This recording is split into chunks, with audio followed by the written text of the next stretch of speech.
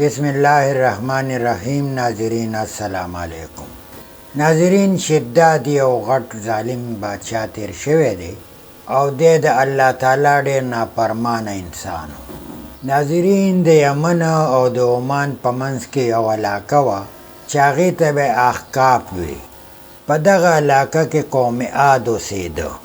د دې قوم بادشاہ شداد د دوه وروڼه د یو ورور نامه وه شدید او د بل نوم شداد. شدید مخکې بادشاه و چې هغه وفات شو، نو بیا شداد کېناسته. ناظرین، دا علاقه تقریبا چې د ایرانه پورې یادیږي او د عراقه پورې پهلو علاقه وه.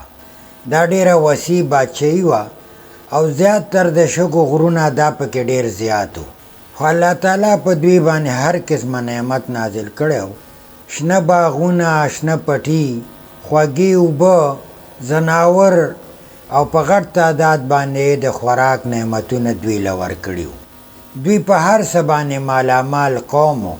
دا یو ماهر قوم او دوی به اکثر غټ غټ بلډینګونه جوړول.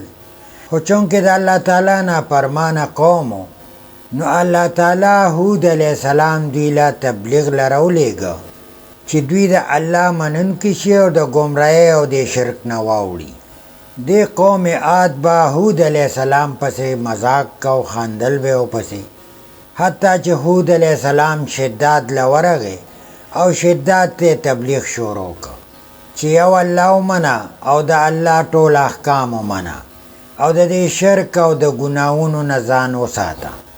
شداد هغه پورې ډېر زیات وخندل او د هغه خبره رد کړله.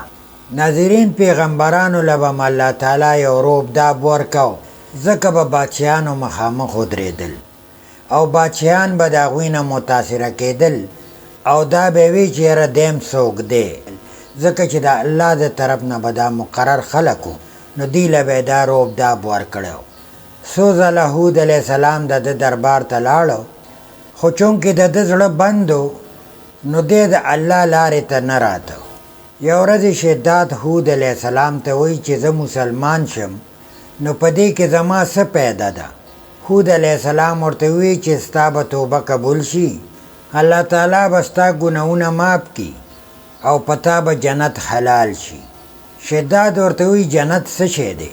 هود علیه السلام ورته د جنت نقشه بیان کړه چې په هغې کې د شاتو نهرونه دي، د پیو نهرونه دي، په هغې کې ښکلي ښکلي بلډینګونه دي چې د سونې او د چاندۍ نه جوړ دي، ښکلي ښکلي باغات دي پکې، حتی چې د جنت ټوله نقشه یې ورته وښوده. شداد وی دا څه مشکل کار نه دی، دا خو زم جوړولی شم. لہذا یو وسیع علاقه کې د جنت راونیوه او د ملک څومره ماهران خلک چې وو، انجینران، دا ټول یې راوغوښتل او ورته وی ما ته جنت پکار دی او په دا انداز پکار دی. ډېر ماهر قوم و، هغوی لګیا شو او جنت جوړول شروع کړل. په هغې کې نهرونه، په هغې کې د سونې او د چاندۍ مکانونه او د غټو غټو ستنو محلونه یې جوړ کړل، حتی چې جنت یې تیار کړ.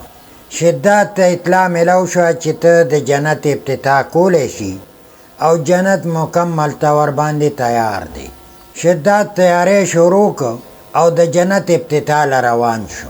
کله چې د جنت دروازې ته ورسېده او هغه ځای کې دی د اس نه کوزېده، نو د الله تعالی د طرف نه اسرائیل علیه السلام ته حکم وشو چې اوس د ده نه روح واله چې دی خپه په ځمکه هم کښېنږدي. کله چې اسرائیل علیه السلام راغی او د نه روح اخیسته، نو ده ورته وایي منت وکړ چې یاره صرف دومره مې پرېږده چې لږ پکې داخل شمه. اسرائیل علیه السلام ورته وایي چې د الله تعالی د طرف نه حکم دی چې ته ځمکه باندې خپه نشي کېښودی، جنت خو ډېره لرې خبره ده. نو په ځمکه باندې د خپې کېښودو نه مخکې اسرائیل علیه السلام د هغه نه روح واخیسته او هغه جنت د ده نصیب نه شو. هود علیه السلام د ده قوم ته ډېره موده تبلیغ وکړ، خو چونکې د ده قوم منلو والا خلک نه و، د یو الله منلو والا نه و، نو الله تعالی فیصله وکړه او هود علیه السلام ته وی چې د علاقې نه وځه او په دې باندې طوفان راوسته او ټوله علاقه په شګو کې ډوبه کړه.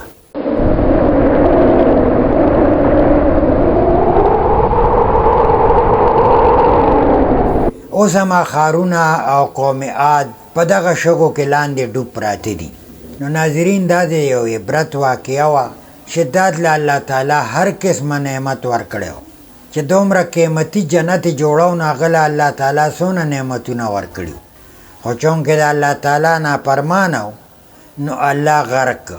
نو ناظرین اوس هم خلک په وړو وړو خبرو باندې د الله تعالی نافرمانی کوي او الله تعالی دې موږ د هرې نافرمانۍ نه وساتي.